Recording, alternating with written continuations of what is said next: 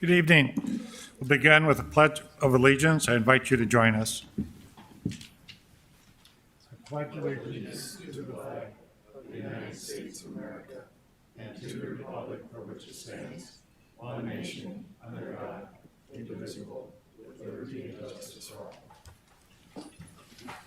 all. Roll call. Gary. Here.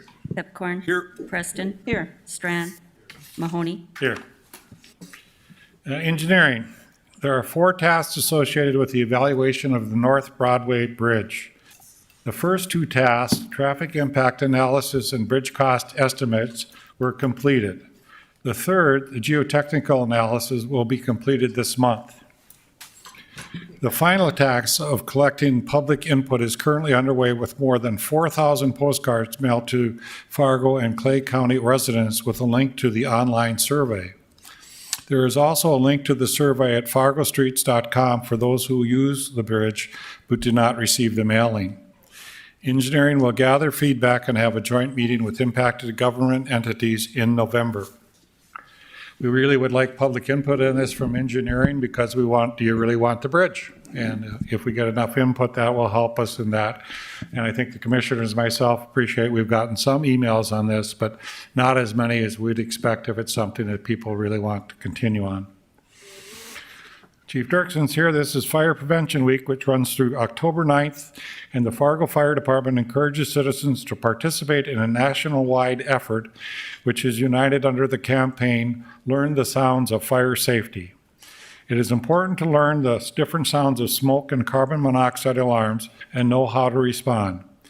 For example, a continuous set of 3 loud beeps means smoke and fire, so get out. Call 911 and stay out.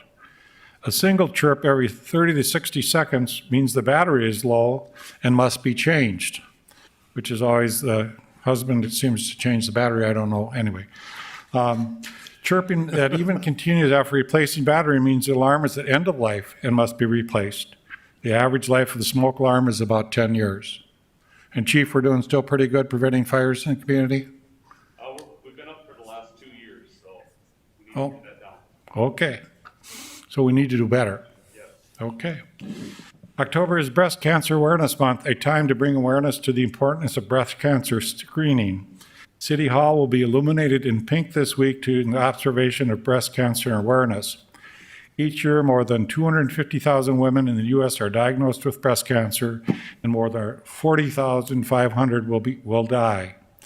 The Women's Way program provides 3 screenings for women aged 40 to 64 who come in to meet income requirements and live in North Dakota. More information about Women's Way is available at the Fargo Cast Public Health. Library. The library's annual Jazz in the Fall concert series has started, and 3 more concerts are scheduled in October featuring local jazz artists. The library's weekly Fall Storytime series for toddlers and preschoolers starts this week and runs through November 3rd. We have 2 videos tonight highlighting our Fargo department. First, a video to introduce and help us learn about the department's new officers. Then we'll have a video recapping the 2021 Youth Activities Program, which uses outdoor activities to help foster positive relations between the youth and the department's community trust and cultural liaison officers.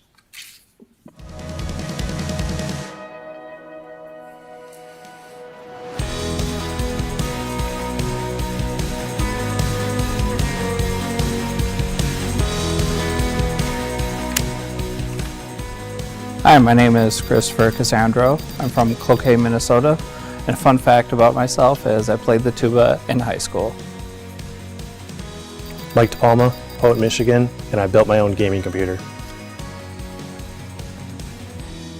Hi, my name is Brady Nurple. I'm from Dunseith, North Dakota, and my favorite hobby is spending time on the lake. Hi, my name is Jeff Ward. I'm from Lake Park, Minnesota. I really enjoy hiking and snowboarding when I get out there as well. Alec Gross, Fargo, North Dakota, and I enjoy golfing. Ben Leon, Moorhead, Minnesota, and I love to cut grass. My name is Molly Richardson. I'm from West Fargo, North Dakota, and I have a dog named Winston. Hey, I'm Devin Schaefer. I'm from Williston, North Dakota, and I have a puppy named Oli at home. My name is Jonas Duncan from Sartell, Minnesota, and North Dakota will be the 4th state I've lived in my lifetime. I'm Titus Granule. I'm from Liberia, West Africa. I'm the first one in my family to join law enforcement. I'm Blake Omberg. I'm originally from Holly, Minnesota, and I've gone scuba diving in the Caribbean. Cassandra Dornacker, originally from Garrison, North Dakota, and I put my Christmas tree up on November 1st every year. My name is Wyatt Becker. My hometown is Lake City, Minnesota, and I am in the North Dakota Air National Guard.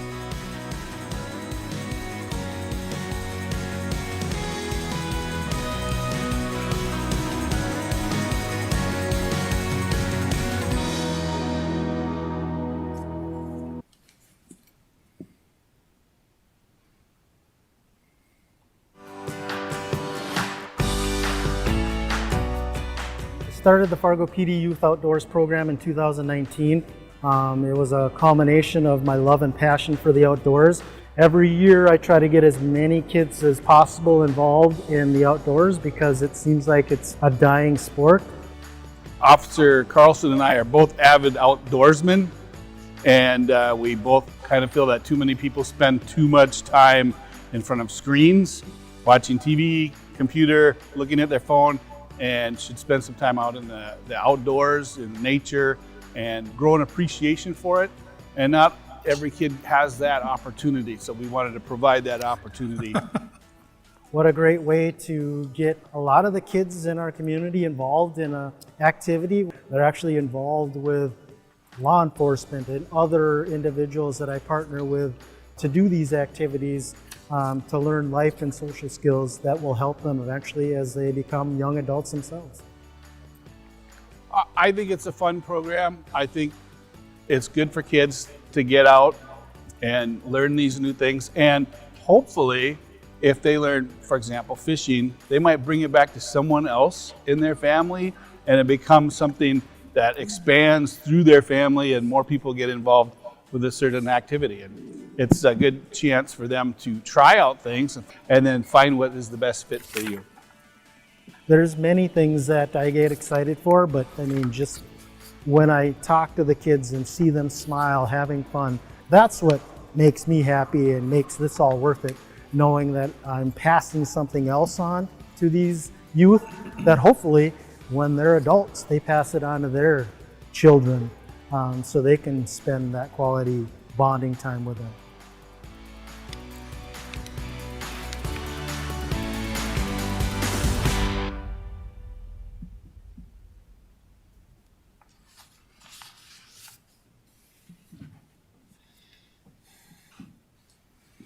Very good. We had a little difference in the agenda today, and there was concerns about adding a certain item. So for some of my commissioners, there was a motion to approve the order agenda, adding additional item under item 41 to read as follows. I'll let Eric Johnson to explain this. Sure. Thank you, Mr. Mayor. Good evening, commissioners. So as you know, on the agenda, I think it's at item 41 is a request by Commissioner Gehrig, along with Eric Lind, the chair of the Municipal Airport Authority, to discuss the airport. And I was asked by Commissioner Strand independently to just look into what kind of motion might be brought that could allow a reconsideration of the action at the last meeting on September 20th. We frequently I'll give you a little bit of history on this, and I think you're probably all familiar with it, but just so everyone knows. We frequently take up a motion to reconsider, and for a long time, the internal rules that the City Commission had special rules for motions to reconsider. It allowed it to be brought a considerable time after the actual meeting where the motion being reconsidered was acted upon. That rule was changed a couple of years ago, and so there is no special rule for a motion to reconsider. We're then left with Robert's Rules of Order, which are the rules that you've adopted. And in those cases, motions to reconsider are only eligible if it's brought before you adjourn that meeting. Motion to reconsider at this point in time, since you've adjourned that meeting on September 20th, is ineligible. But a motion to rescind a prior action or a motion to amend a prior action, those are motions that can be brought at a later meeting, such as today, 2 weeks later. If that motion is made sort of sua sponte at the time of the meeting without prior notice, such a motion, rescinding or a motion to amend, would require a supermajority, a 2/3 vote. But if there is notice given, then it's a simple majority to amend. Again, last Friday, through the City Commission Executive Assistant, the notice was given of the desire. I just assumed it was Commissioner Garrick that would be making this motion, that he would be making a motion to amend the motion made at the September 20th meeting. If that carries, I expect the motion to be one where instead of eliminating the 2 mills for the airport authority, it's simply to approve the 2 mills for the airport authority. If that motion to amend were to be approved by a simple majority, then the 2 mills is approved. If not, the prior motion just is not amended and the matter dies. So is that helpful, Mayor? That is helpful. Mr. Chairman, can I just ask a question? To me, if we do that hypothetically, then that changes, I made the motion on the budget, and to me, that affects the budget vote as well. So I think if we vote whatever way on the mill, to me, you can't do that because that's not legal. We voted on the budget, and now to remove that part from the motion, that's not correct, and so I would challenge that. Thank you. Mr. Chairman, if I could Commissioner also. Preston. So are you saying, Eric, that anyone can bring a motion? Because I had understood it had to be in the majority. Yeah, thank you for saying that. I meant to include that in my comments. On a motion to reconsider, yes, motion to reconsider has to be brought by someone who voted in the majority. Yeah. But Okay. that's interestingly enough, that's not the case with a motion to rescind or a motion to amend a prior action. Can be brought by anybody, according to Robert's rules. So we're splitting hairs here a little bit in that, a motion to rescind or to amend would certainly be revisiting the original motion. Yeah, it sounds like splitting hairs there a little bit. I had always understood it had to be reconsidered in any fashion. It would had to be a majority member. Yeah. All I can say is, admittedly, historically, this type of activity we've sought has always been in the form of a motion to reconsider. Again, probably because it had a special rule that applied. It said how long, it even required a waiting period of at least a month under our old rule, if you recall. But since then, that just isn't eligible. Had to look at Robert's rules to find out an alternative form of motion that accomplished the same thing, and this was it. Mr. Chair, just one more thing. Mr. Pepcorn. To me, if we can do this, then you can start cherry picking things that happened that we voted on. That's not appropriate. That's not right. And I believe that's going to damage our credibility. And once again, I believe there will be a legal challenge to it. So that's my comment. Thank you. I might be able to help with one thing. Sure. I think, Commissioner Pepcorn, if I may say, I think you make a valid point about the possibility of always revisiting old issues. That's certainly something that a deliberative body might want to consider.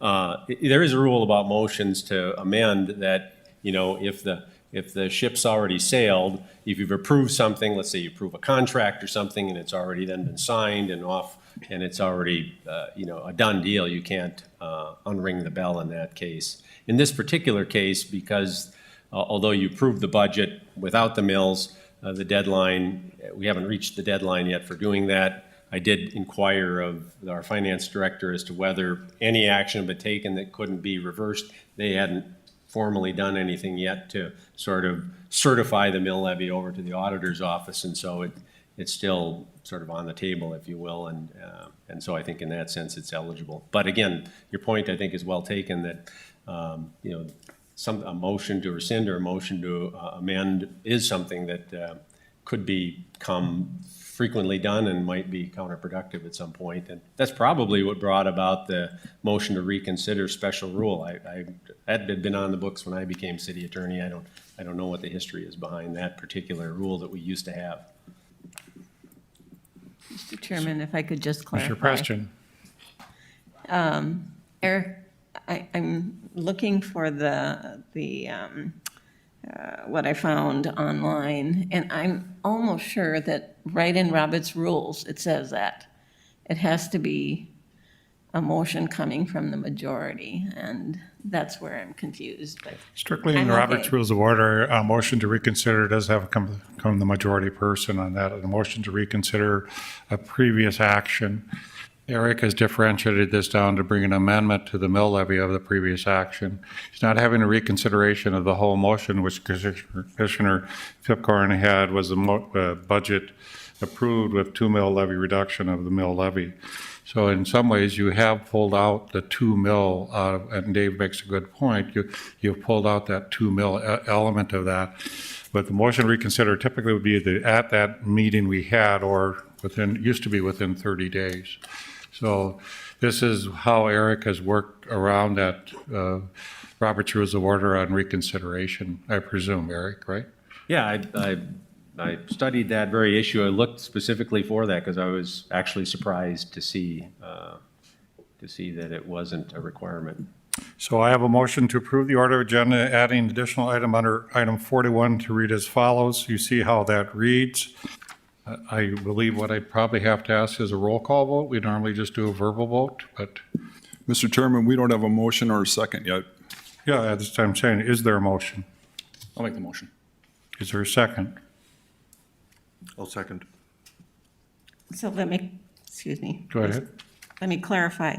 Are we, one of the items that I've been concerned about is that we have agenda items that are being added to the agenda after the deadline.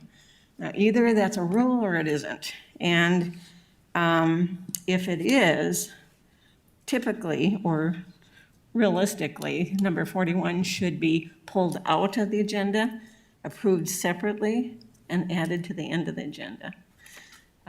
That would be the only concern I would have here. Well, I believe on that sometimes, maybe Kimber can comment, is we sometimes put the agenda items where they're in the area of full discussion. I believe I was just trying to get it close to where we were going to discuss the airport issue and then vote after it. If your preference is to have it at the end of the agenda, I have no objection. But, Mr. Chairman, I think the issue is that it requires a majority vote of approval to get it on the agenda. Yes, I believe that. So, Mr. Chair, I just want to add, so it was added at about 4:30 on Friday, another highly inappropriate thing. So when you start adding all these up together, it's not a good thing. It's a lot of red flags going up, as if there aren't enough already with the airport authority.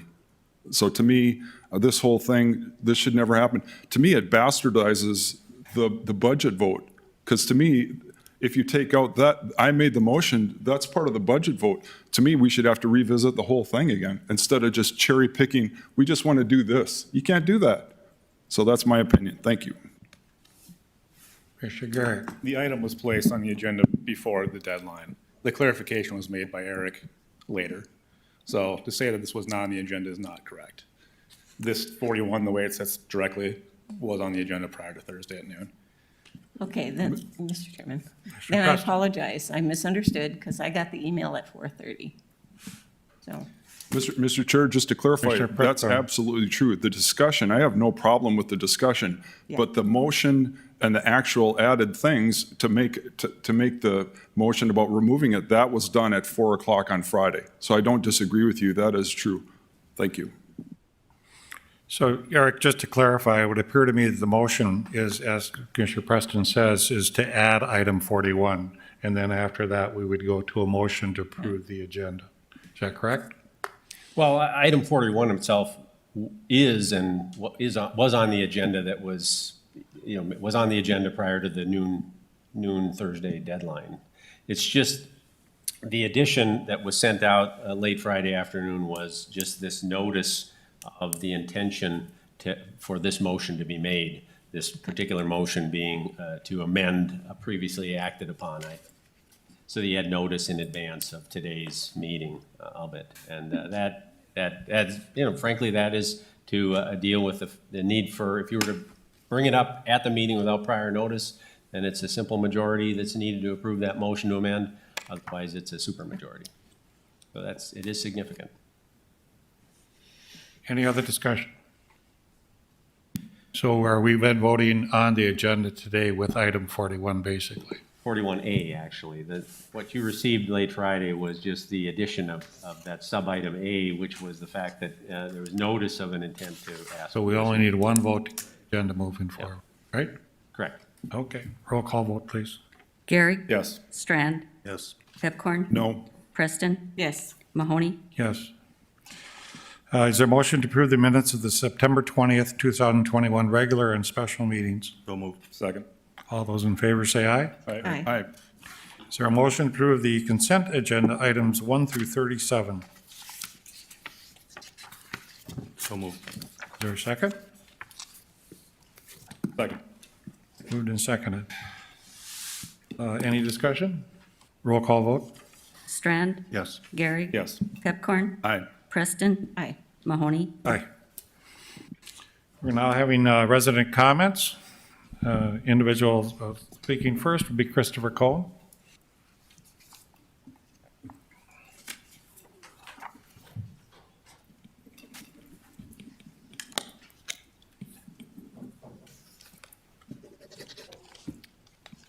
Yeah, Christopher Cohen, I'm a resident of Fargo, and I wanted to talk tonight about the wildlife management program.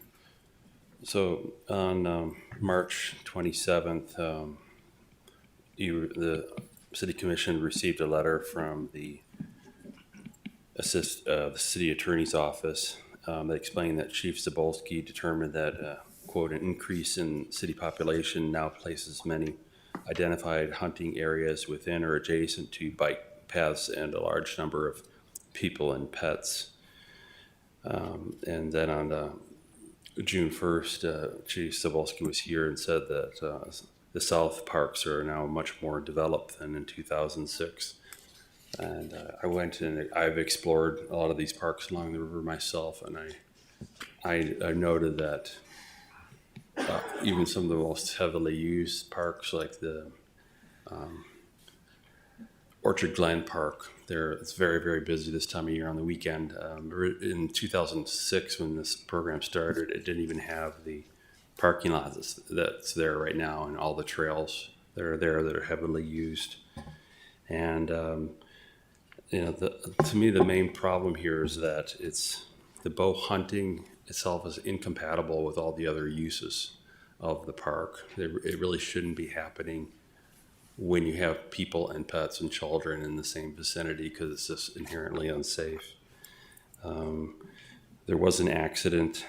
There have been comments that I've heard that there's been no accidents at all, but there was a child who stepped on one of the arrowheads, and that's one of these stainless steel arrowheads, and stepped on it, and there's actually been 144 of these that have been lost, not found, and these essentially, they never rust, and they balance on 2 points on their side, and so one point will always be aimed upward, and they'll just about stay sharp and pointed forever once they're in the environment.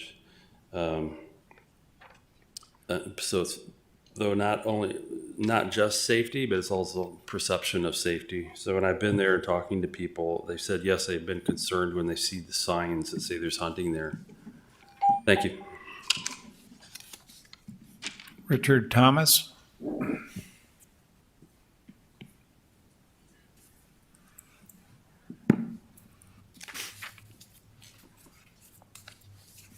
Richard Thomas, longtime Fargo resident. Thank you, Mayor and Commissioners, for this opportunity to speak about the Wildlife Management Program. This summer, the chief of police came before you and asked that the program be discontinued because he found it to be ineffective and that circumstances had changed.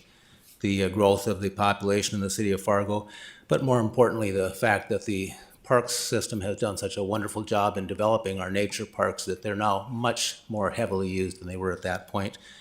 And so because of that, there's a real safety concern because of the interaction of the hunters and the public in the parks. At that time, there was a study group formed to look into this, and I found it interesting that of that study group, it was all hunters and people who were participants in the program, pretty much no general park user input. So for the last few weeks, I've been spending some time in the nature parks, talking to people who use the parks, and I've found that there's a lot of people who are very uncomfortable with the hunting program going on in the nature parks for 5 months a year. One individual told me that he saw somebody in one of the tree stands and he said, it really creeped me out. A lot of people tell me that they're just very uncomfortable with it. And some people say this just is not right. One gentleman with his wife and 2 children said, who came up with this? This is insane. So I talked to the police department and I asked if I had a rabbit in my backyard that was eating my garden, could I use my BB gun? And he said, and they told me no weapons of any kind can be discharged in the city limits, not even a BB gun. But yet an arrow with a broadhead is considered a deadly weapon. So the park system has done a beautiful job in developing these parks. I think their emphasis should be on improving the nature parks. They're a low-cost park option. Many hundreds of people get to enjoy the parks, and so I think that the risk is just too high to continue the hunting program in the parks while people are in the parks. And on September the 7th, I turned in about 139 petition signatures, and tonight I have an additional couple hundred for a total of about over 330 right now. So if I can bring those up to you. Thank you very much. Wes Philome.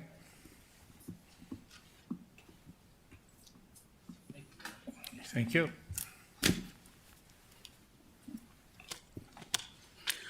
Wes Philome, he, him, his pronouns. I'd like to start by saying long live George Floyd and Anue Machick. Over the past year and a half, our city has taken many performative steps to address the divisive culture of our city, including passing hate crime ordinances. Despite these steps, my eyes have continued to focus on what our response is when confronted with actual hate. It's the most important step that matters, how we respond to hate. A young group of Black children went to play basketball at a public court. Each time they were confronted by a white woman who would scream racial slurs at them. Their parents contacted Fargo PD but were advised that it's a freedom of speech. A neighbor agreed to let them use his basketball hoop to play there. But shortly after, his neighbor, Larry Baldner, would go on to not only call these children of color racial slurs, he stated their skin was the color of human feces. He grabbed an 11-year-old by the neck and her hair, ripping out 6 of her braids from the back of her head. When her 12-year-old sister tried to help her, he assaulted her and broke her nose. He was then arrested, but not charged with a hate crime. When the mother called Fargo PD about lodging a hate crime complaint, she was told by the officer that we don't have hate crime laws in our city. When she told him she was staring at the language right on the our government website, the city government's website, he placed her on hold and came back aware that they actually existed. Only after that call has the family started to see more diligence from our PD. If not for me and Faith showing up on their doorstep, this family would feel no support from their community. They're forced to live 4 doors down from a man who assaulted 2 children. Their bus stop is right in front of his house. They've suffered traumatic injuries and events and physical as well, and they haven't heard from our city. They haven't felt supported by our city. I'm asking the commission to reach out to the family to show support and to also provide them with mental health services so that they can get through this traumatic event. Thank you. Brandon Krieger.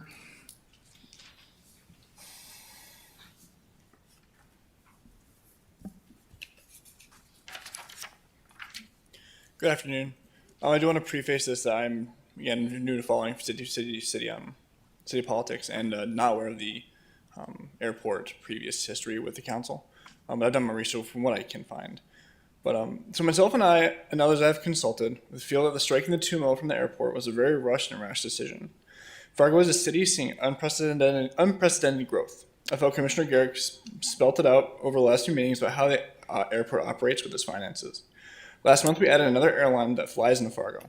Now we just cut the funding that would have been useful to improve it and expand the airport gates and other functions.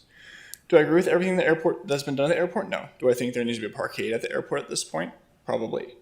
But I feel that this vote has been done more of spite, especially knowing 2 mils have been the standard for many years to put towards the airport. Updated facilities are needed for Fargo to maintain its current growth and expansion, also for the benefit of its citizens. I myself just came back from a vacation where I had to drive to Minneapolis to get a flight because my family could afford it from Minneapolis.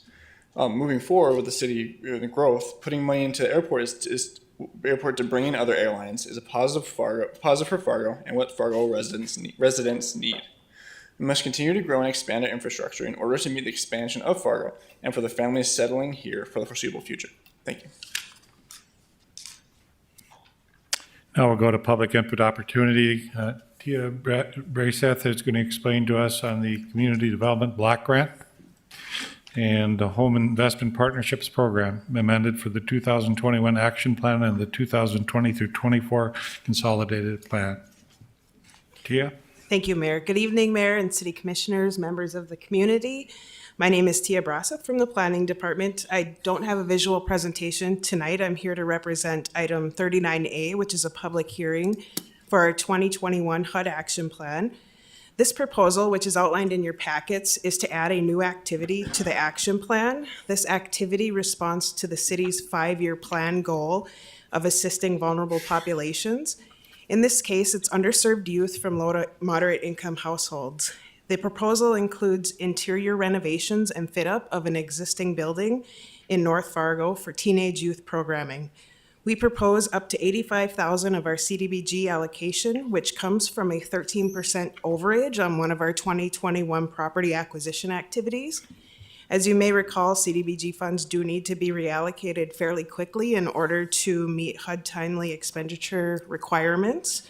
So with our public service type activities already being at their budget caps, this particular money needed to be reallocated. Hello? Oh, got lost for a second there. Okay, so this particular money needed to be reallocated toward another property acquisition or public improvement type activity because there are no limits on how much of the funding can be spent on those types of activities. So in combination with that and not yet attempting our 5-year plan goal of assisting vulnerable populations because we've been primarily focused on COVID response, this project seemed like a really good fit. No action is required tonight because we're still in a 30-day public comment period. This is for public hearing purposes only. Final approval is scheduled for the October 18th City Commission meeting, so we'll be back again for that. And we have not had any comments received yet. You can see in the packet how people can reach us via email, phone, coming to the office, writing if they have any comments on this particular proposal.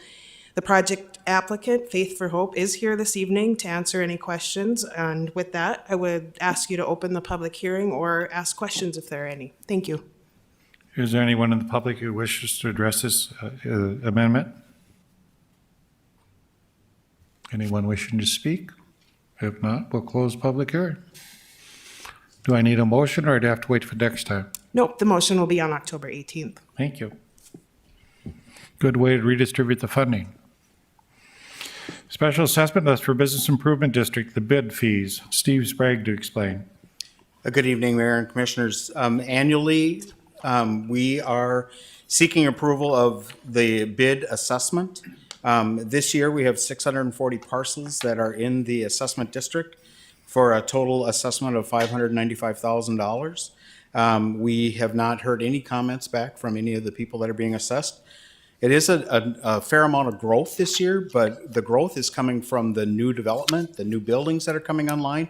And so other people's assessments remained Pretty stable. We did have to move things around a little bit, but overall, things remain pretty stable. Is there anyone present who wishes to address the business bid fees? Anyone wishing to speak? A closed public hearing. Do I have a motion? Move to approve. Is there a second? Second. Moved and seconded. Any discussion? Roll call vote, please. Pepcorn. Aye. Preston. Aye. Strand. Yes. Gary. Yes. Mahoney. Aye. Second item, special assessment for unpaid utility bills. Mayor and Commissioners, this is, there are 40 properties on this list, and all of those properties are in the area where we are serviced by Cass Rural Water. And so if they weren't paying their water bill, Cass Rural Water could shut them off and collect the water payment. Unfortunately, we are providing the services for sewer, garbage, storm sewer, forestry, et cetera. And we don't have a way to collect other than to collect it through the property taxes. So I don't know if there's any other questions or anything. The ordinance was created a couple of years ago to allow us the ability to do this. If we don't collect this unpaid utility by adding it to the property tax, then all the other property owners in Fargo would be essentially paying their bill. So just for the public, this list runs from $933 down to $310. That's correct. I'm assuming that's it. Is there anyone present who wishes to speak to their unpaid utility bill? Anybody wishing to speak? If not, I'll close the public hearing. Do I have a motion? Move to approve. Is there a second? Second. And Any we have a discussion? Commissioner Preston. So, Steve, obviously, these people haven't paid their utilities. What's the advantage of adding it to a special assessment?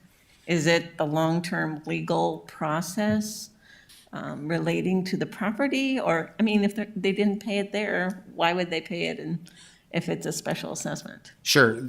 So it is essentially added to their property taxes. If they were to not pay their property taxes, then eventually the city would end up with the property. Yeah. All right. And I think all of these are pretty close to a full year without payment. They get their monthly statement, and there's really no other way to collect on these. Commissioner Strand. Thank you. Steve, if I recall, in one of our previous discussions on this topic, we had some smaller dollar amounts for some people, and we were having discussions about if people are facing hardships, we can work with them. How does that all shape up? Yes, absolutely. Anytime that somebody's having difficulty, we certainly work with them. They just need to be in contact with our office. We have pretty close contact with some different agencies that will assist people. And we can always make payment arrangements, that type of thing. But the 40 people that are on this list, we haven't heard from them all year. So.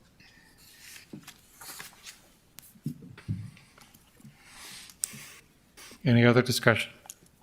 Roll call vote, please. Pepcorn. Aye. Preston. Aye. Strand. Yes. Gary. Yes. Mahoney. Aye. COVID-19 update. Desi Fleming to address. Good evening, Mayor and Commissioners.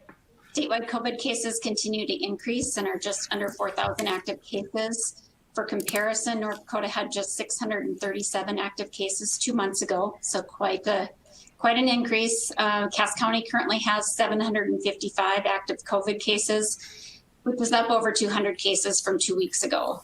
Our county reported 6 deaths last week, with a statewide total of 17 deaths for that same week.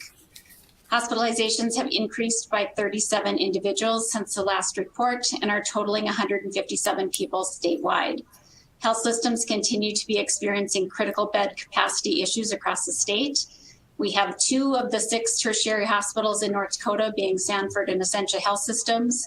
As of this morning, there are approximately 7 staffed ICU beds, 11 non-ICU beds, 1 PEDS ICU bed, and 3 non-ICU PEDS beds available between those 2 systems.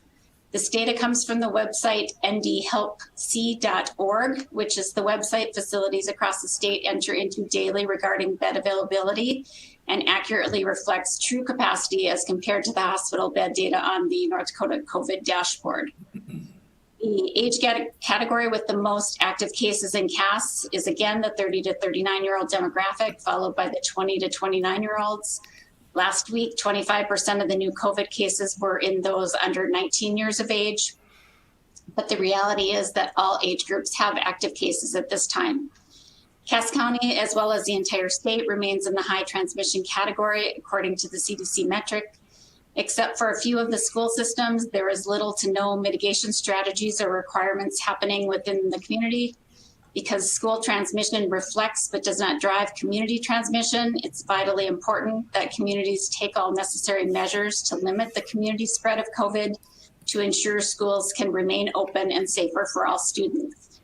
It's a conflicting message when we focus on the schools for these efforts, but much of the community at large is not willing to put in the same efforts. CDC released an advisory last week for pregnancy and COVID vaccination. There have been 125,000 COVID cases in pregnant women with more than 22,000 hospitalized and 161 deaths nationwide. North Dakota has seen 14 hospitalizations of pregnant women, none of which were vaccinated. North Dakota still has one of the worst COVID vaccination rates across the country. Our lowest fully vaccinated rate in CAS continues to be the 12 to 18-year-olds at 45%, with the 19 to 29-year-olds at 47%. 30 years of age and up, rates are 54 and above, and increases with each age group. Initial doses are up approximately 1 to 2% since the last report 2 weeks ago, so very slow going at this point. Booster doses have started in our area and currently are available to those who have the Pfizer vaccine for their initial series. Other eligibility criteria are adults who are 65 years and older, adults with underlying health conditions, or adults at risk for an occupational or institutional exposure. Fargo Cass Public Health is hosting booster clinics on Saturdays in October by appointment. We gave 674 booster shots this last weekend. Just to note, although boosters are important for keeping many safer from exposure risks, however, they are not going to impact or get us through the pandemic faster, as that will still be dependent upon those who have yet to be vaccinated. There are 70 providers in Cass County for COVID vaccination. For availability, please see vaccinefinder.org. Thanks. Any questions from the commissioners? Commissioner Strand. Thank you, Mayor. And Desi, you know, ongoingly, thank you to your department and your staff and your people and your army of folks doing this work on behalf of the public. It can't be easy. I'm just going to make a comment of one of my concerns, and I know we have lots of concerns, but we have public events, yes, and we have sporting events, we have big gatherings, but with many of those, we don't always necessarily have a governing entity that has the authority to implement mitigation efforts. The Fargo City has done it on our turf. The Cass County Commission has done it on their turf. The Fargo School Board has done it on their turf. But the West Fargo School Board has not. And I know they're in West Fargo, they're a separate subdivision, but I'm going to remind the public, 48% or so, 48% of the people, the students in the West Fargo School District are Fargo residents. So we have about 5,000 of our students that are in a school system that I wish they would step up their workplace safety efforts and step up the mitigation efforts for everybody's greater benefit. And I know the state laws were changed and the legislature stripped the governor and stripped the state health officer of making these decisions, but did in fact relegate it down to the local government subdivisions. I, as only one voice, challenge the West Fargo School Board to do better for our students and workers and people in their system. I take it, Desi, he didn't ask a comment from you, it's just he's making the comments.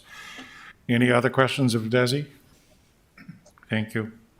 Commissioner Garrick and Municipal Airport Authority Chair Eric Lind would like to discuss Municipal Airport Authority's 2 mills. Eric, do you want to come up to the speaker? Be on the other side. Mayor, if I could, before he speaks, just real quick, just to restate, on September 20th, the majority voted to remove the 2 mills from the airport. Today, I'm going to ask that we amend that action. First, I'll make a short comment, then I'll have Eric speak to the issue, the president of the Airport Authority. Then I'll ask Eric Johnson to, again, clarify any issues that we might have after the fact, and then I'll make the motion. So the short comment that I have, we as commissioners received a letter from the North Dakota Aeronautical Commission, and it gave a list of 4 projects that were completed. I think it was last year. I'm willing to be corrected on that, but we'll just call it last year. The local share of those 4 projects was, well, I'll say that the total value of those 4 projects was over $24 million, $24 million. The local share, that would be the airport share, was $1.1 million, which is about the 2 mills they're asking for at the time. The state funding was $1.1 million. So that didn't come from Fargo, it came from the state. The federal funding to match the amount they put in was over $22 million. So for the $1.1 million, the 2 mills that this airport received, the city of Fargo received $22+ million that came from outside of the city. That's the federal and state share, the vast majority being the state, or I'm sorry, the federal. So just with that in mind, I'll ask Eric to, again, kind of reiterate why this is important to the airport. And then, like I said, I'll have Eric Johnson answer any questions about the process. Okay. Thank you, Mayor. Thank you, Commissioners, for having me again. Just want to introduce myself for anybody who doesn't know me. I'm Eric Lind. I'm the Chairman of the Airport Authority this year. So I just want to kind of talk to the city taxpayers and the residents and let anybody know, just in case there's any question on where does that money go. So we get 2 mill levies. Right now, it's about $1.2 million and some change. And where does that go? We use the mill levies for capital improvement. We use it for construction and buying new equipment. Like somebody else said, City of Fargo is growing significantly, and we needed to continue to add infrastructure. So in the last year, we added 17 acres of concrete so that we could build a cargo ramp to bring in UPS and FedEx to ease their operations. That eases, it facilitates the delivery of all your on-demand kind of e-commerce stuff that you're ordering online. Even if you're not a traveler and don't use the passenger terminal part, you're still using facilities that came in through the airport. A lot of the businesses in Fargo use on-demand warehousing, so they don't have to have these huge warehouses. They can just order it and it's there in a day or 2. Most of that comes in either through trucking or through the airport, but definitely the airport is involved. No mill levies whatsoever go towards compensation of employees or benefits to employees or retirements or anything like that. All it goes to is capital improvement, building projects, and buying new equipment. So that's where the money goes. Why do we have so much money? Right now we have over $35 million in cash right now. And that seems like a gross amount of money and still asking for more. And the reason for that is we have to have a reserve. And we have about $15 to $20 million in reserve that the FAA would like us to have. So we have to keep that amount of money. And then we've also got some COVID grants over the last year. And there are very strict guidelines on what that money can be used for. And most of it says you are not, and I think all of it says you cannot use it for construction. So you can use it for operations, you can use it for things like that, but you cannot use it for building projects. And so we have to then take the mill levy money and we have to put it aside in a different account, in a different reserve account, and pledge it for construction projects only at this time. So yeah, it looks like we have a lot of money, but we also have that money earmarked for our next big projects that are going out the door here. In 2023, we're planning a terminal expansion. Like the other gentleman who spoke earlier said, we have more airlines coming in to Fargo. And the more money that we have, the more airlines that we have coming in, the more competition that is driven and the lower the prices are to the taxpayer and to the traveler who lives in Fargo. The competition is a great thing, and we are out of gate space. We have some gates that we have some concrete out in front of gates 1 and 2 that need to be replaced, and most of the concrete out there gets deteriorated from all the chemicals, the de-ice fluid, and just using it a lot in the aircraft operations on it, and it's deteriorated. It's at the end of its life cycle. So in order for us to take all that concrete out, we're gonna have to shut those gates down. In order to do that, we're gonna have to turn airlines away. So we're trying to build new gates to have them move over to the new area so that we can take the old gates out of commission and get them fixed. That is going to drive more capacity in Fargo. Fargo is growing, the airport is growing right along with it, and we need those extra gate spaces in order to facilitate that growth. I think Frontier just came in the other day with an Airbus 321, and it's about 200 people, and they were pulled up at a gate that was had seats for 50. So we have problems with the existing gate seating that we have, and we need those new gate areas just to have those new people. If we get a weather event, it cancels a bunch of flights, we get people piled up on each other, and there's just no place to go. So the terminal expansion is definitely needed. It's definitely going to make airline operations go smoother here in Fargo and make it better for everybody who lives here and the visitors who come here. Eric, just one thing. Yeah. Yes, sir. Or the way the cameras are set up is it looks at you. If you're looking at the commission, it's a better photo op for the public outside the room. Hope that everybody can see you in the room, but Roger that. it just give you that little, little twist that might make you look better at home. Thank you, sir. Next thing, we need to expand our parking. Or the goal that we have is to get more parking closer to the terminal. Nobody likes to pull their bag through the snow all the way at the end of the parking ramp. So we're trying to find a way that we can get new parking spaces closer to the terminal, and I would like to find a way to get those covered and get some covered parking out there. All the parking meters where you get your tickets, all that stuff has been failing in a big way in the last year, and it's at the end of its life cycle. In fact, it's past it. We've been having to go on eBay to find pieces to keep our existing system going. That costs a lot of money to replace that. We have a replacement system coming here in the next few months, and hopefully get that online very shortly to make the parking situation better. And it also encourages more businesses to come to Fargo. If people can get in and out of Fargo easier through the airport, that brings outside money into Fargo for other businesses to spend here, and it also takes our people out to the rest of the world to go see. We have a local share that we have to spend, and like Commissioner Garrig said, it's usually 10% is what we have to plan for, and then 90% hopefully comes from the federal government. The state sometimes kicks in some money, but we never know how much money is going to be available from the state and what they're going to do. So we always have to plan 10% of our local share, and then if it happens to be less, that's outstanding. But right now, everything that we go forward has to be 90 and 10% kind of difference. We have a different business model than kind of the city does too. So why do we have so much cash? We save the money up front. So like instead of going into debt for these projects that we do, we kind of follow the Dave Ramsey model, right? So you save money, you get the money in your hand before you go out and you do a project, and that costs millions of dollars. So, and even if we do have to borrow money for this terminal expansion, the last number we heard was 50 million, but that was before steel went up 140% and concrete went up 80%. So the $50 million price tag that we were kind of quoted last year could be turned into 60 or 70 million, and we don't really know what that number is. So the more we can save right now, the less we'll have to borrow in the future. And the less we have to borrow, the less money we'll pay in interest, and that will save the city of Fargo taxpayers directly. So how does it benefit the taxpayers? We get more legacy airlines coming in here. We get more federal and state local dollars coming in. It's kind of the golden goose. You know, if this airport brings in a lot of state and federal money, but we got to feed the goose. You know, we gotta keep that goose going to keep that stuff coming. It's like priming the pump.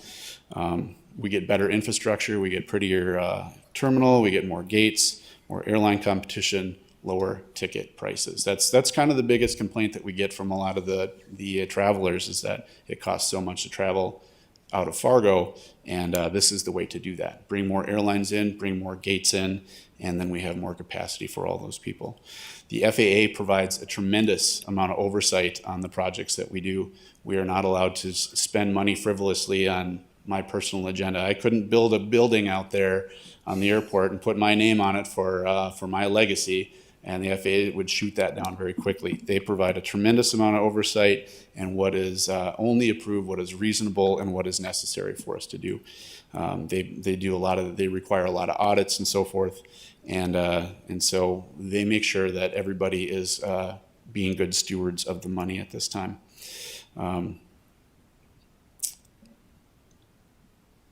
What else do I want to say here? I'll just wrap it up real quick. I strongly urge you to reconsider your position on the mill levies. It is a very, very good deal for the city of Fargo taxpayers. The small amount of money that you put in gets a tremendous amount of money back in return. And I would strongly ask you to reconsider your position and keep the funding going for the airport authority. It's a very large percentage of our income, and without that, projects are going to have to go by the wayside. So anyway, I will open up for any questions. Does anybody have any questions? Be happy to answer anything. Commissioner Pepper. Mr. Chairman, I have a question. So you're the chair of the airport authority. Who is the director of finance for the airport? Well, right now we do our finances in-house, and it is audited by Ide Bailey. So to give you an example, so the director of finance for the city is Kent Costin. Here's a good one. For the Fargo Dome, the director of finance is Susan Thompson. For the director of finance for the airport, do you know who it is? It's nobody. So the oversight for Sean Doberstein is Sean Doberstein. Incorrect, sir. It is the FAA. No. The FAA is the Don't. oversight for Just us. for debate, let's let Commissioner Pepcorn Okay, finish, yes, then sir. you can respond. So just to clarify, that's a very big deal. The financial oversight for the airport is inadequate, to say the least. I've asked for an audit for many years, still not happening. So to me, there's lots of red flags. A finance committee, do you have a finance committee? No, sir. Don't have a finance committee. Are you kidding me? Are you kidding me? The budget for this is multi-times bigger than the Fargo Dome. The finance committee for the Fargo Dome, Kent Costin, Bruce Grubb, and me, plus a group of other people. I'm telling you, man, there's more red flags on this than the Chinese embassy. And to have us, at the end of the day, do you know who it falls on? Not any of these people. It's on us. So we better wake up, because we are sitting on something that could blow up in our face. Thank you, Mr. Chair. Eric, did you want to respond? Yeah, I would love to. So like I said, the FAA does the oversight for us. We get audited multiple times a year. So all federal grants get audited, all state grants get audited. We do audits through Ide Bailey, through an outside agency, and the city of Fargo did our audit last year. So all audits that were done was included in the city of Fargo budget and audit last year. So I would say that we were audited very, very heavily and very, very well. And there has never been any findings that we have done anything that was not correct. So, Mr. Preston, you have a comment? Yeah, Mr. Lind, Yes. you mentioned that my concern all along here in the last few weeks, month, has been looking at the reserve fund and the size of it. You mentioned that the FAA requires 15 to 20 million in the reserve fund. Can you tell me when that went into place? And when I'm looking back on previous years, 212 to 217, I'm just looking at the last 10 years, 212 to 217, you had under 13 million, or under 15 million. sure. When did that become a requirement? It's not a hard, fast number that you are required to have this much in as an advisory. Hey, we would like you to have this much in reserve. So it's not like a compliance issue. We would like you to have that for things. So all of our projects that we do, we generally front load a lot of the architecture and the engineering costs and all that stuff. And having that reserve gives us the ability to go ahead and do those projects immediately without having to wait for bonding or to borrow money. If we have to borrow money, it generally falls upon the city of Fargo as the backer. If we have to do a revenue general obligation bond, it would come on the city of Fargo to back that bond. And it would take the city commission, it would put liability upon you. So providing the mill levies keeps that distance away from you where you're not obligated to satisfy our bond. We probably will have to do a bond in the future, but by saving the money up front, it keeps a lot of that at bay. I understand, can I continue, sorry. I understand that whole argument, but on the other side of it is a reserve fund that is quite large, 35 million, as you mentioned, and whether that is the best use of taxpayer dollars. And that's been my concern. So between 2017 and 18, it looks like the reserve fund jumped by about 8 million. But your projects now, if I'm looking at this correctly, jumped from 183,000 up to almost 5 million. So it seems to me that this reserve fund is getting built even with fairly large capital improvement projects happening. You know, I think it would be real helpful, at least for myself, to understand what's going on if the specific projects were listed out and what the projected federal participation and the local participation would be. You throw out a lot of huge numbers, but a lot of that is federal dollars. So the general public, as they look at 35 million, or myself as I look at 35 million, a small portion of those projects is going to come from that. So what's your question, ma'am? You'd like the projects laid out and the costs? Yeah, I mean, have more that for you. information about the capital improvement projects, what the projected local participation rate is. My question buried in all of that was, what happened between 17 and 18 where the reserve fund jumped by about 8 million? Any idea? I don't know off the top of my head, but we do have all of our projects listed out until 2037 for the next 15 years, and they are on that, and we have emailed that to each of the commissioners, and it has the price of the project and the local share expected. So I'm pretty sure that if you don't have that, I can get that for you immediately. And I apologize. What I'm more interested in knowing and understanding is how the reserve fund has tripled in the last 10 years.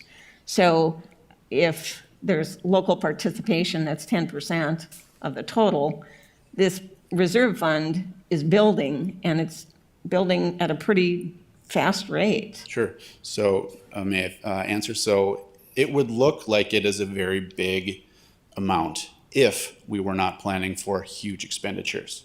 Okay, because we have these huge projects coming, we have to plan and we have to save some money and get those funds for those projects to go forward.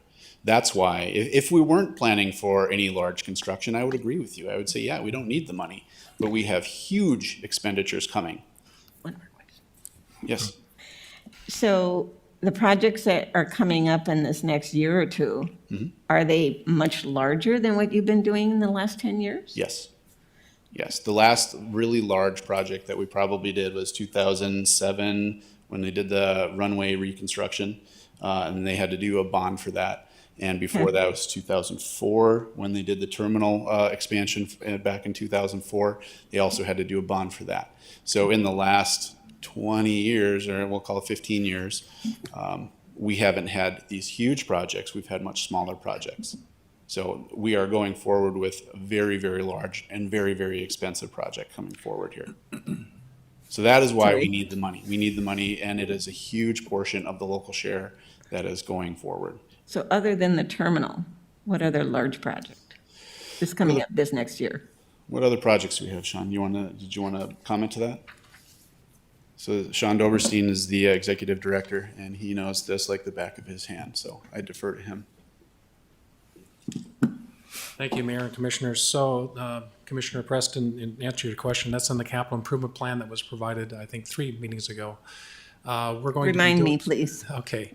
So we have an estimated $16 million project to replace the terminal apron. That's the concrete that is on the north side of the existing terminal right now. That's estimated to be $16 million, and will be done over a 2-year period, approximately $7 million next year, $7 million the following year, and then a couple of million of that is in engineering. That's most significant. And you see the terminal expansion project on there.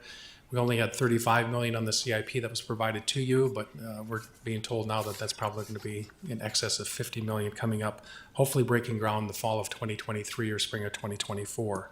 The terminal area study for that to justify and get approved by the FAA is underway as we speak. We look at runway extension project coming up for east-west runway. I mean, we're looking at some real dollars. The total amount that's on the CIP right now through 2037 is over $192 million in projects.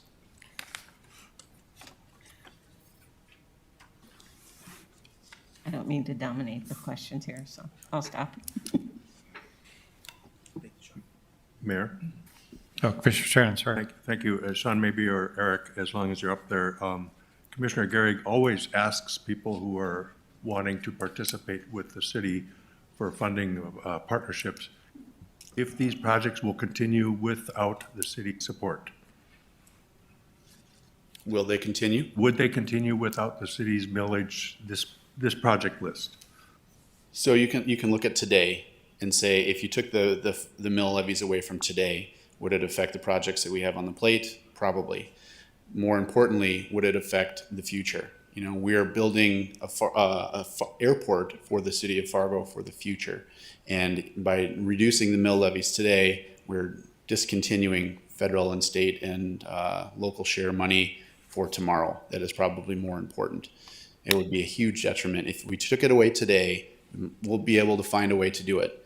But tomorrow, tomorrow's in question. So would you want to say anything else, John? Yeah, I mean, some of the projects, Commissioner Strand, that are on the CIP that were provided to you, were required to do because of the condition of pavement. So we're required by the Federal Aviation Administration to maintain a certain pavement condition index. That's why this terminal apron is going to be replaced, hopefully starting next summer and then the following summer. The same with a runway or a taxiway or any other apron operating surface. We're required by the FAA to maintain those in a acceptable operating conditions so that they're safe and meet Part 139 standards.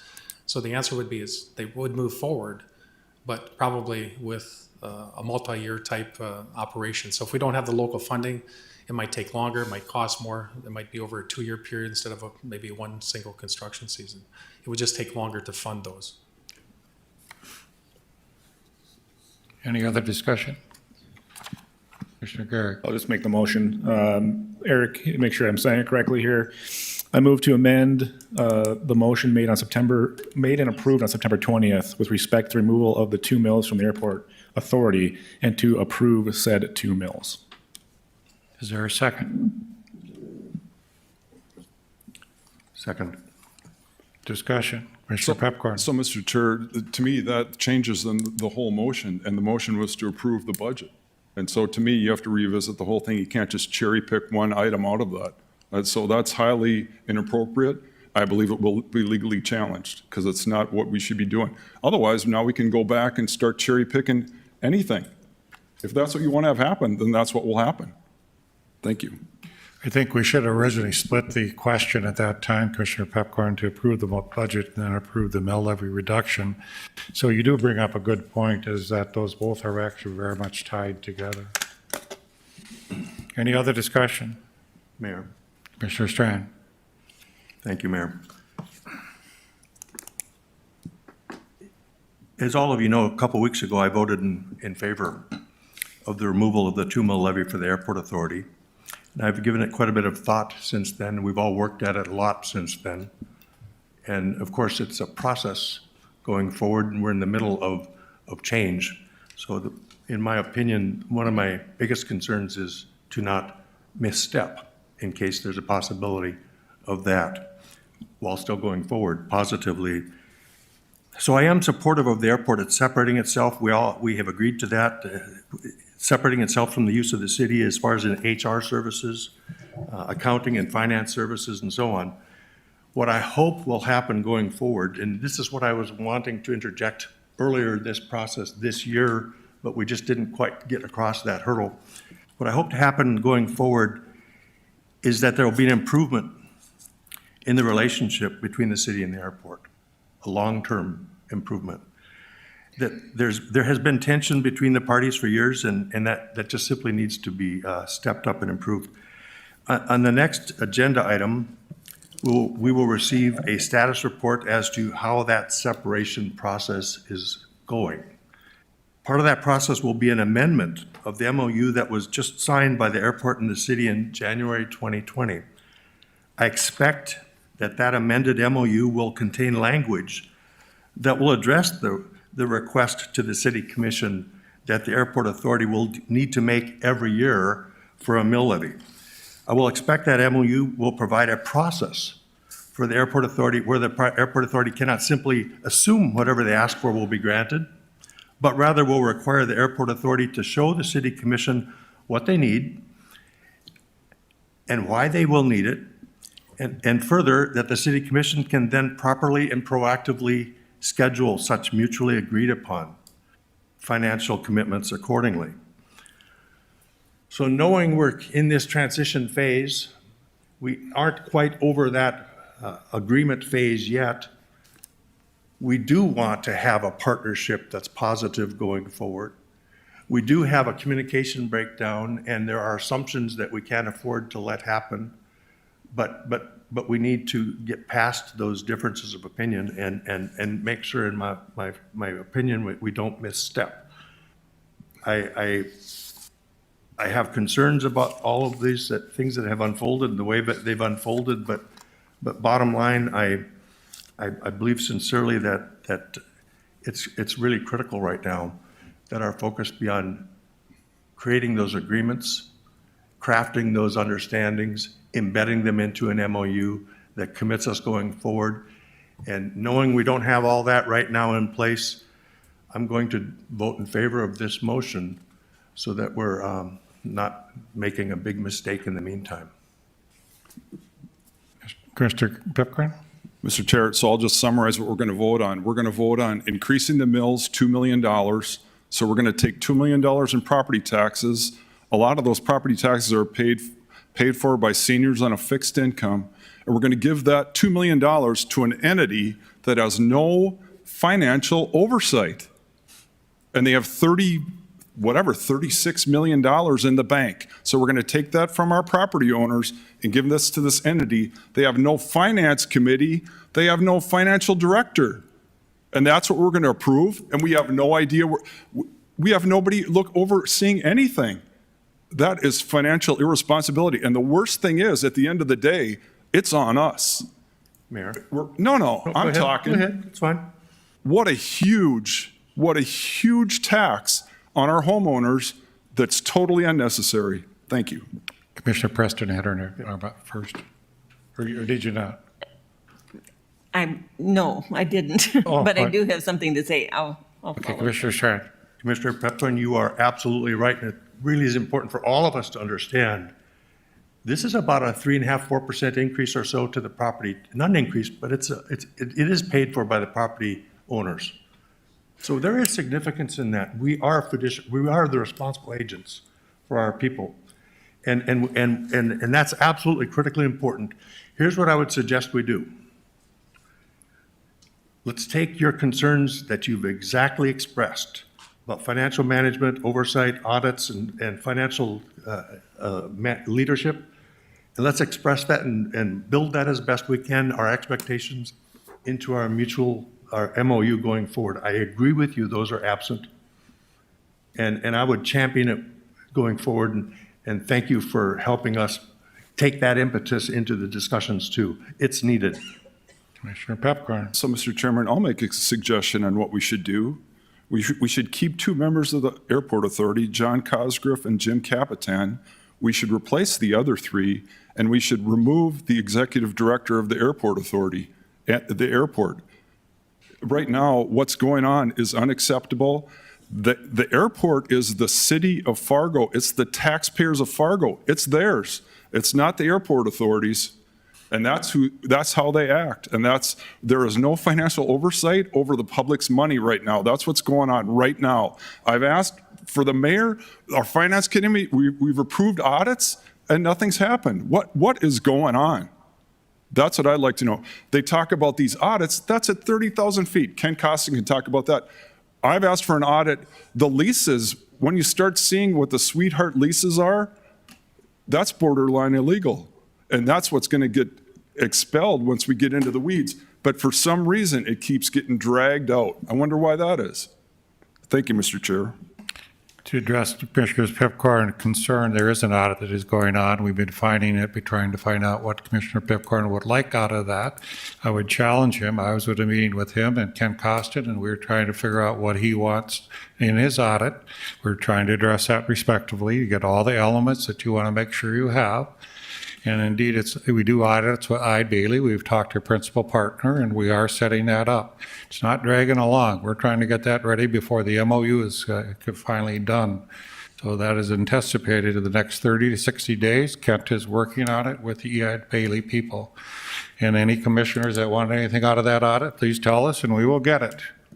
So that will not be changed. Commissioner Preston.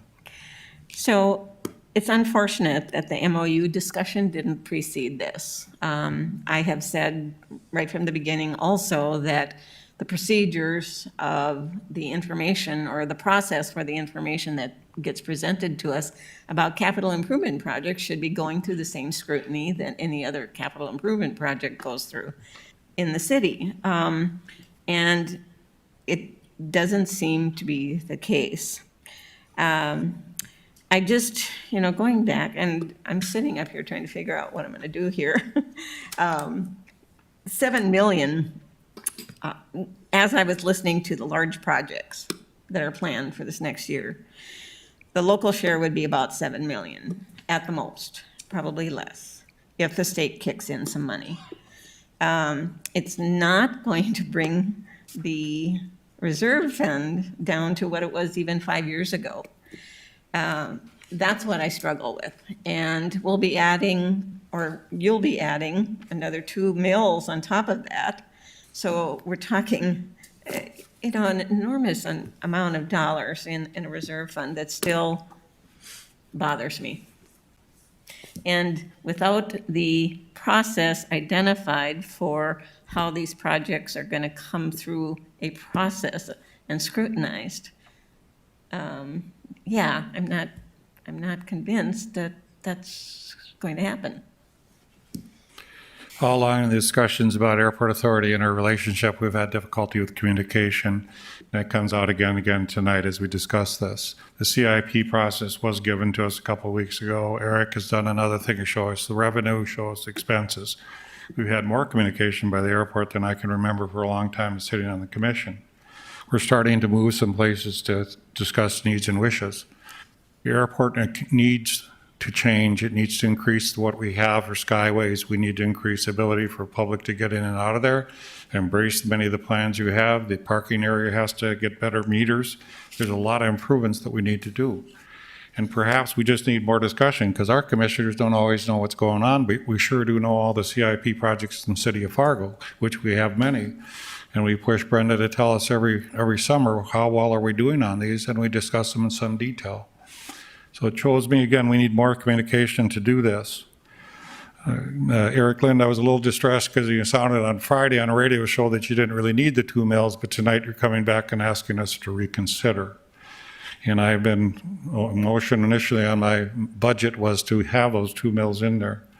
But I concur, Commissioner Strand, we need more communication. And going forward next year, do not expect the 2 mills unless we have a lot of communication.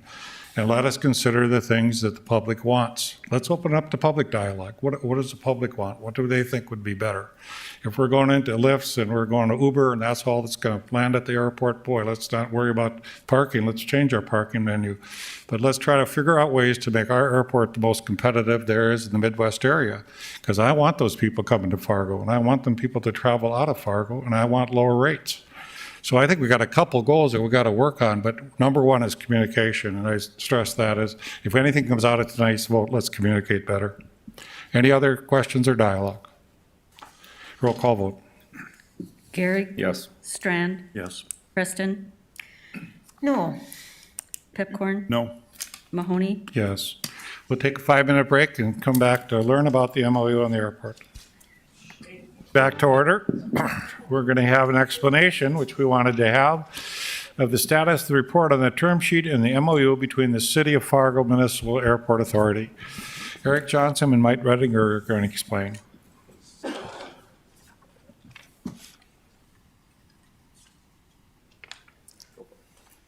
Thank you, Mayor and Commissioners. I'll just provide a very brief update on our internal discussions within our finance, IS, and HR departments as it relates to our upcoming transition between the city and the MAA. And I just wanted to provide just a very brief update.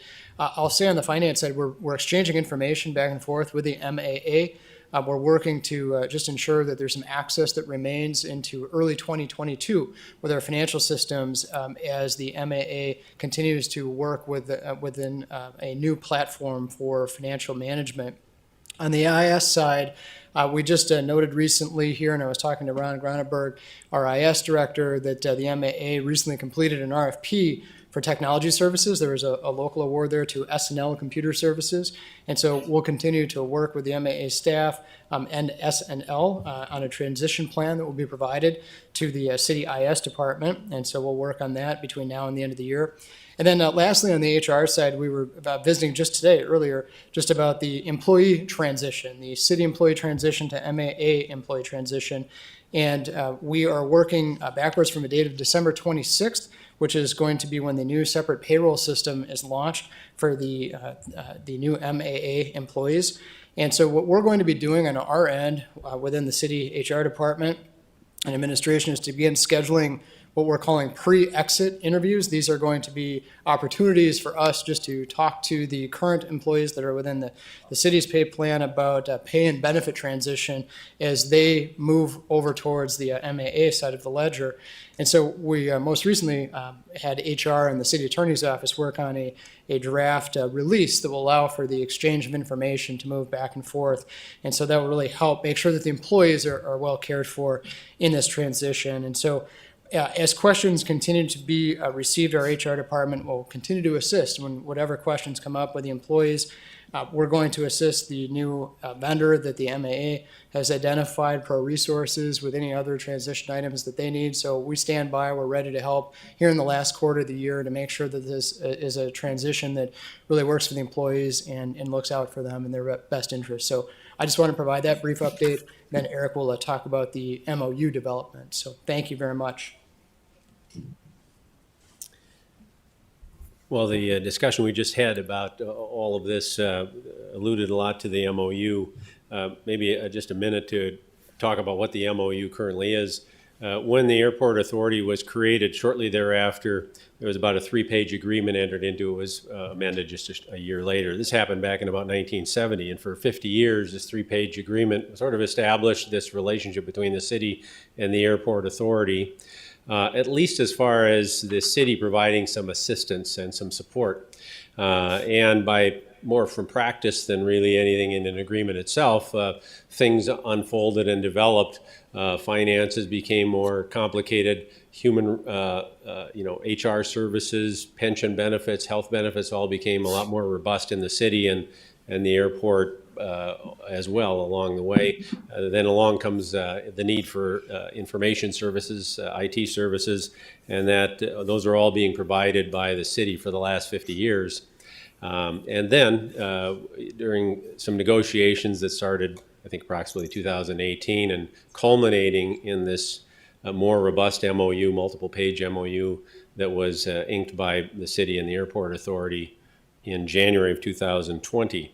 And again, the bulk of that was to create a little bit more detail as to how this relationship exists between the Airport Authority and the city of Fargo.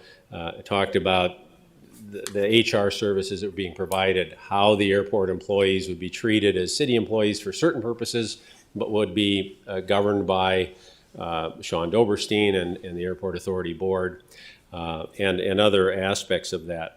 So what we're talking about now, as a result of the negotiations between the city and the Airport Authority that occurred earlier this year, we have sort of a working term sheet. What Michael just explained was sort of the process that has been made and the progress that's been made in what we call as a separation.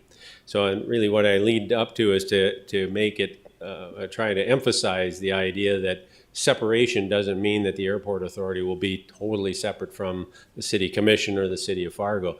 by statute, there is always going to be a relationship between an airport authority and its city, the city that created it. The difference here when we're separating is the separation of the support by the city in these services.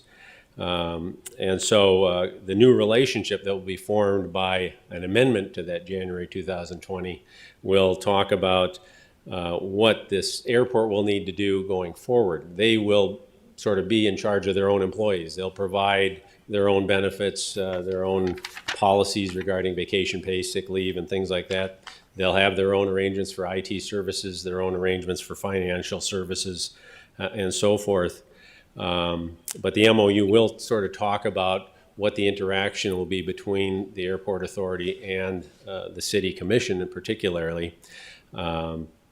And I might add that there are at least, there's more than this, but there are at least 3 main components of interaction where really the city commission oversees the airport authority and has direct involvement in the governance of the airport authority. The first is in the appointment of the 5 members of the airport authority commission. So as those roll off every year, the city commission always approves either an extension of a term or a replacement of an airport authority commissioner.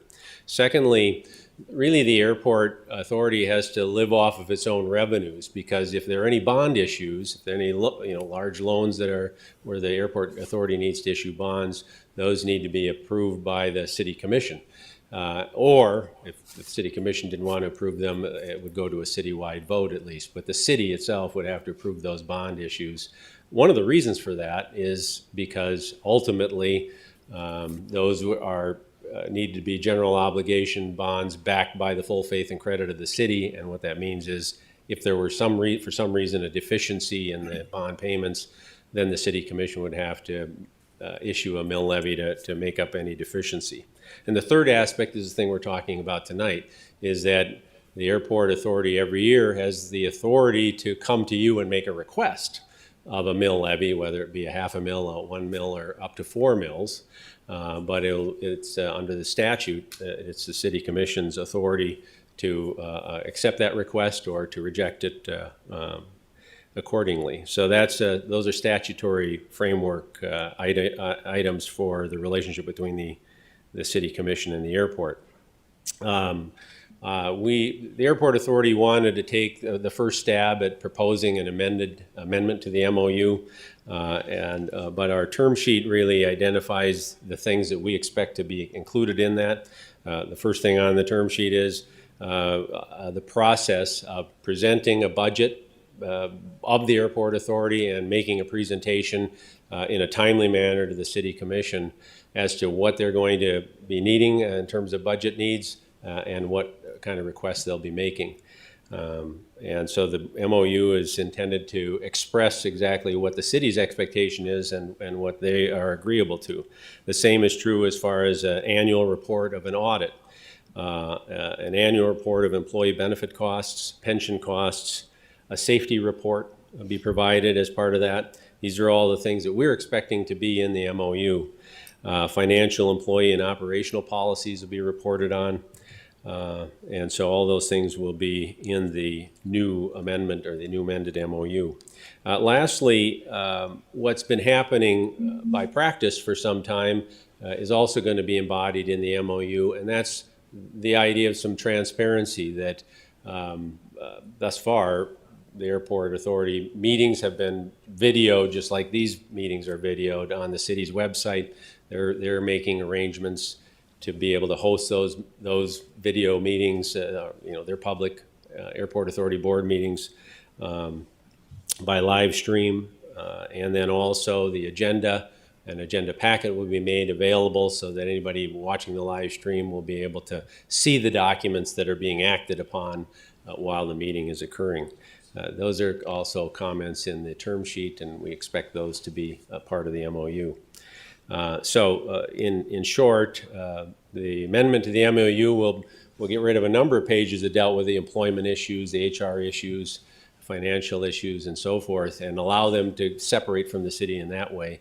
But what will not separate will be that oversight that the City Commission has that I identified, and also what the parties are agreeing upon going forward as far as reporting back to the city commission. And really, Commissioner Strand said it during his comments, the intention of the negotiations earlier this year that resulted in the term sheet that's resulting in this process is the hope that the relationship, the tensions in the relationship will improve, that it'll put the responsibility on the airport authority to communicate, with the city commission enough so that the city commission grants their requests for mill levy and so forth. So hopefully the new MOU and the new relationship will sort of put the responsibility on the right party to move the ball forward. Will you send that out to all the commissioners after this meeting, please? Yeah, well, when The we draft you receive have? when we see the draft, we can certainly circulate that draft, Okay. yes. Any questions? Mike, you have anything else? No? Nope. Okay. Thanks. Item 43, adopt resolutions authorizing the sale of properties located at 419 3rd Street North and 1 2nd Street South. Jim Gilmore to explain.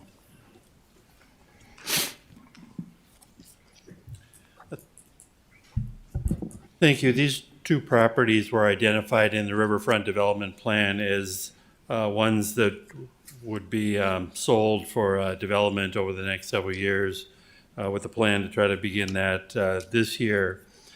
There are two properties that were acquired for flood protection. One is to our north, former school district warehouse. A portion of that warehouse was demolished for to relocate 2nd Street as well as build the flood wall. And a portion of the building remains in the public right-of-way now as the street was replatted. So really for this to be redeveloped, that building should be removed. The second, wonder if we can go down.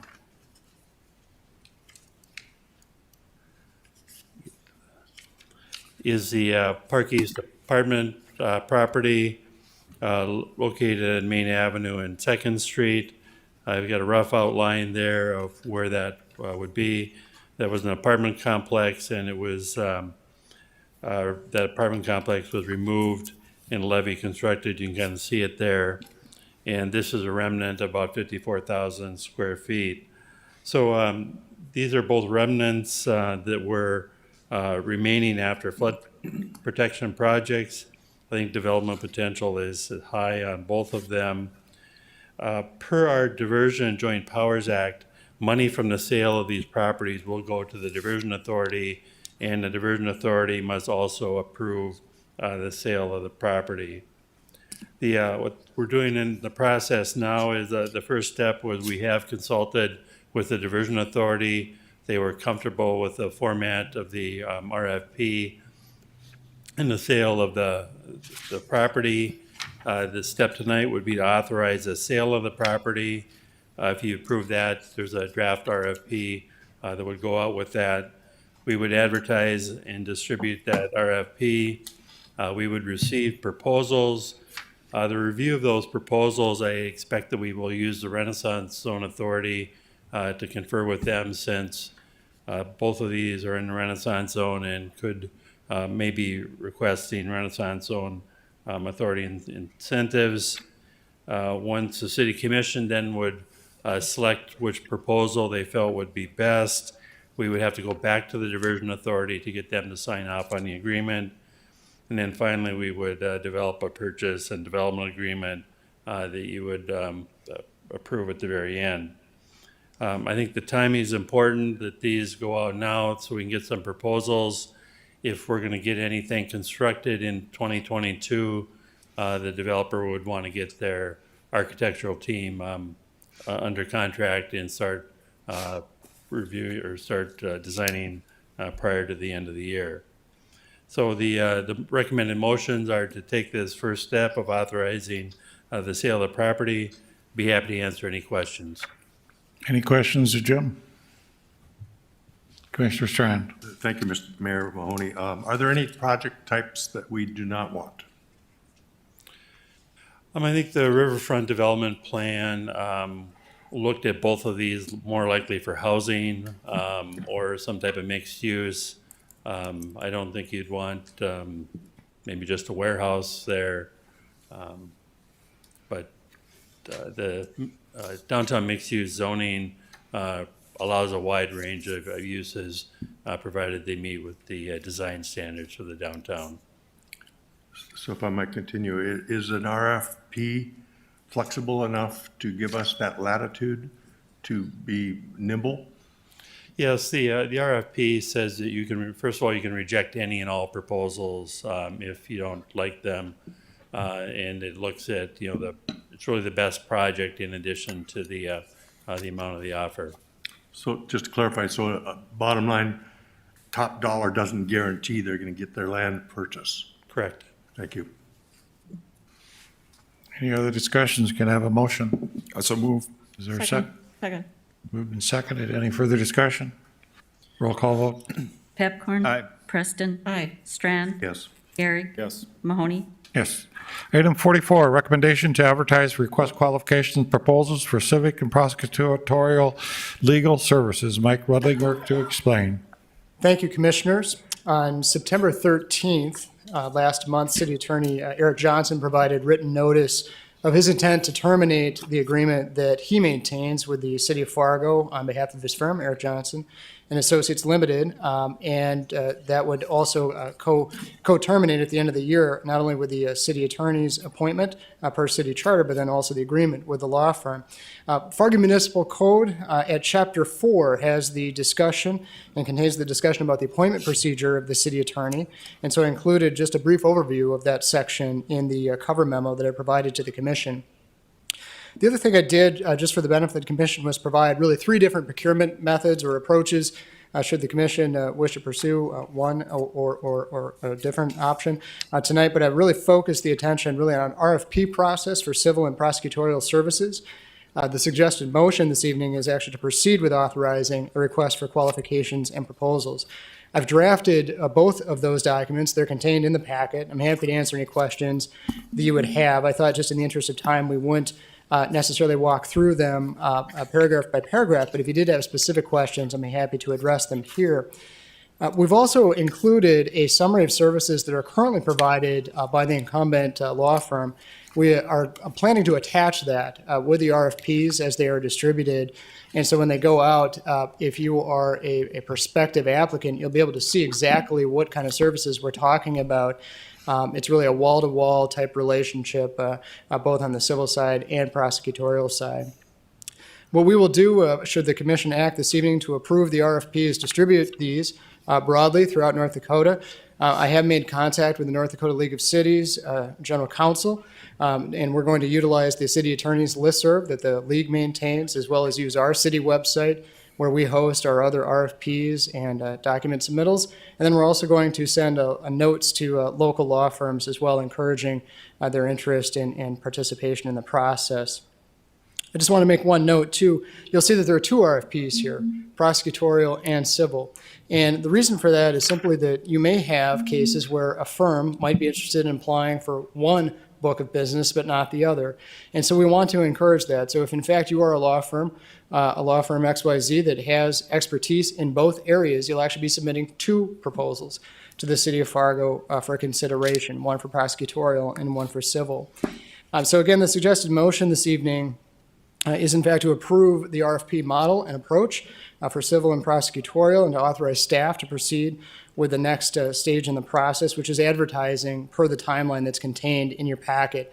The timeline, just as a brief overview, is that we want to see proposals back in approximately 1 month from tomorrow on November 5th, schedule interviews by mid-November, and then have an appointment decision and recommendation either on the November 15th or the November 29th City Commission meeting, so that we have some time in transition here before the end of the year, working with the new firm or individual and in trying to work with Mr. Johnson while he was still here. So again, in the interest of time, I'm happy to answer any questions that you have, but that's just a brief overview of all the documents that are contained in the packet. Thank you, Commissioners. Any questions, Mike? Commissioner Strand. Thank you, Mayor Mahoney. I'm just curious, if we did go down this path of RFPs for civil and prosecutorial services, does that rule out us down the road exploring an in-house legal department? Thank you, Commissioner Strand. That's a great question, and the answer is no. This is just a process that gets the ball rolling, knowing that time is of the essence here, and that we need to get to the street with something. But no, you would not be precluded from creating that in-house office down the road. If that's an interest in, say, a year, 2 years, a future commission can certainly do that. The term in the agreement, no different than like Eric's firm today, is going to be a negotiated term between the commission and the city and that law firm and/or individual. And so in that case, if you said that you just wanted a 2-year agreement for professional services, that's what you would do. And then you could have that discussion at a later date. But knowing that really time is of the essence here, we thought the RFP model was the most expeditious way to keep the ball moving here so that we are seeing services provided by someone, a firm or an individual on January 1. Do you have a motion? I so move. Is there a second? Second. Further discussion? Roll call vote, please. Pepcorn? Aye. Gehrig? Yes. Strand? Yes. Preston? Yes. Mahoney? Yes. 45, applications for property tax exemptions with improvements made to the building. Do I have a motion? I so move. Second. Moved and seconded. Any discussion? Roll call vote. Pepcorn? Aye. Gehrig? Yes. Strand? Yes. Preston? Aye. Mahoney? Yes. Item 46, recommendations for appointments, reappointments to follow boards and commission, or the following boards and commission: Housing and Redevelopment Authority and Human Relations Commission. Is there a motion? So move. Is there a second? Second. Moved and seconded. Any discussion? Is that for both? A and B? Pardon me? Is that A and B? Yes. Okay. That was A and B. Roll call vote. Strand? Yes. Preston? Yes. Pepcorn? Aye. Gehrig? Yes. Mahoney? Aye. There were some questions some of the commissioners had about some of the violence in the community at the present time. I asked Chief to give you a report tonight if you want. If you want to forego that, I will ask him to prepare for next meeting. What is the pleasure of the commission? Next meeting? Yes. Okay. Motion to adjourn? Mr. Chair, can I ask a favor? The city attorney recommended that we just move to recess. I'll be appealing our action that we took tonight about the motion that I made to approve the budget and then the included mill, and so I'm going to challenge that. So I just want to have that opportunity. So it's just a motion to recess. Just on the question of that, Commissioner Pepcorn, who are you appealing to? What my recommendation during the break, Commissioner Pepcorn asked me how he could sort of challenge what happened with respect to the airport vote. And what I recommended to him was that, I don't know exactly what opportunities there are for him to challenge, whether it be something within the commission itself or if there's an outside legal challenge. I'd be happy to look into that. It struck me that it may be that something needs to happen before the meeting is adjourned, much like we have with the motion to reconsider. I'm not suggesting that that's what the solution is, but there may be something like that. And if he wanted to protect his options, it might be helpful to request a recess to a date and time certain. I would assume that would be within maybe 2 days or so. But that at least give me an opportunity to explore his options and come back. And it may be, it's very possible it may be that you simply reconvene after the recess to simply adjourn. But if there is anything that can be provided, I'd be happy to research that for Commissioner Pepcorn, as I do for all of you, and give him the benefit of that research. But do we not have to vote on that then, to allow him to do that? You would have to vote on recessing, and I suggest it be to a time and date certain so that you don't have to worry about notice issues. I don't know what that time would be, but I might recommend Wednesday afternoon, 4 p.m. or something like that. That works. But if the commission voted to recess at this time, would that take his ability away? No, if you recess without adjourning, then the meeting is still just being continued. You're just taking a recess of longer than the 5-minute recess you take at the time. So do we need to vote on that? Yes, you do. Okay, Commissioner Strand. Thank you. I appreciate Commissioner Pepcorn's concerns and desires to explore his options, but parliamentarily speaking, if we recess, the only benefit to that would be if you were in the voting majority and you wanted to advance a motion to reconsider in the same meeting, but you weren't in the majority. So I'm not sure what his options would be. He can't reconsider What is options? I don't know, but I recognize that, and I thought about the fact that if he's not in the majority, he won't be able to make the motion. But again, all I said is I don't have encyclopedic knowledge of all the possible actions, and it might take me at least a few minutes to sort through what his options are. So, Mr. Chairman, Commissioner Preston. so I'm confused. Why can't he rescind or amend? He very well may be able to do so, yes. Yeah, I mean, We do have a deadline for the budget is one of the issues that's on my mind. Yes, So, I understand that. Wanting to take that time. That's why this whole process stinks, to be honest with you. I mean, it's another example of bringing something forward that's already been acted on, which totally changes the previous motion. So I would say rescinding or amending should be extended to Commissioner Pepcorn, just like it was tonight. But So, Mr. Chairman, can I just make so what has happened tonight will change the commission forever going forward in a huge way, because now you can go back and pick out something that you want to vote on again.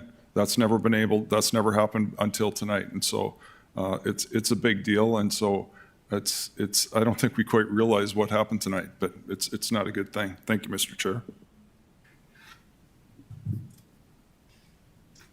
One more comment, so we can just skip this if, whatever you want to. You've got a motion on the floor, which we have to address. I presume if I get a second to that, I really has to address it. Do I have a second? I'll second it. Okay. So now the motion, Eric, as I would understand it, is we can recess, but we're not adjourned. Right. You will come back with a legal opinion of his concern, and the commission will formally adjourn on Wednesday. We have 4 p.m., yes. And Ken Costin, can you come to the mic, please? Do we have any concerns about the budget? Do we not have to have the terms of the budget in by October? 10th. Yeah, North Dakota state law, Mayor, requires submission of the certification of the tax levies by October 10th, So we have time to do this. We can Time do is of this. the It won't essence. harm the budget. And if any changes come up on Wednesday, we can address it as there goes. Okay. Any other discussion? Commissioner Strand? so are we meeting Wednesday? I'm not able to, So, Mr. Chair, the question, so to me, we could do this all by phone if we had to, but it isn't like we all have to be here in person. That's my understanding. And so more than likely, we won't meet. If Eric has something that we need to, then we would all be contacted and we could do it by phone if we had to. Thank you, Mr. Chair. I think Commissioner Pepcorn, you have a legitimate concern because we always thought reconsider was the way you did this in the past, which would take the majority voter to bring something back for reconsideration. And that's usually to protect something. If you had something that you wanted to protect, you came back, wanted to reconsider because you were convinced elsewhere. And I can remember the 10 Commandments. We had a great debate about that. And one day everybody was one way, and the next day everybody was the other day. We reconsidered and we did vote differently. But I do think that it just struck a little different because the person in the minority was able to bring this issue back to us. And it is hard because sometimes you as commissioners have to make tough decisions. And it's hard on a building project or on a budget that's multi-million, over $100 million budget, that to have that then come back to us, because to me, the hardest thing is the mayor to get the budget passed. So it's always hard to bring it back for reconsideration because you never know the next time what might happen to you. So I'm in agreement to have a legal opinion assessed here and have Eric come back to us, and we'll adjourn on Wednesday if that happens. But would like you to have your rights respected and see what the terms are that we come up with. So any other discussion? Roll call vote, please. Pepcorn? Aye. Preston? Aye. Strand? no. Gary? No. Mahoney? Aye. Now, I can't say we're adjourned, so we're in recess. Oh, you dare gavel.